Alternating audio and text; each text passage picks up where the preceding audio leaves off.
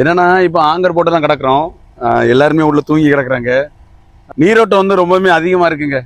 என்னன்னா சரியான நீரோட்டம். நான் அதை காட்டுறேன். நம்ம ஆங்கர் போட்டுருக்க ரோப்பில் இருந்து அந்த தண்ணி வந்து எவ்வளோ ஸ்பீடாக வருதுன்னு மட்டும் பாருங்க. இப்போ பார்த்தீங்களா அது எந்த அளவுக்கு நீரோட்டம் வந்து அதிகமாக இருக்குன்னு சொல்லி பார்த்தீங்களா? அந்த நீரோட்டத்தில் வந்து எப்படின்னா நம்ம வந்து இன்னைக்கு படுற மீன் வந்து நாளைக்கு படாது.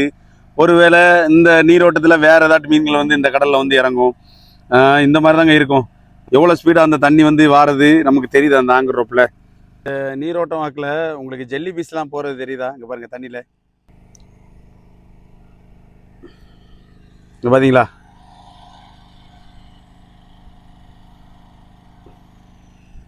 நல்லா அழகாக இருக்குங்க.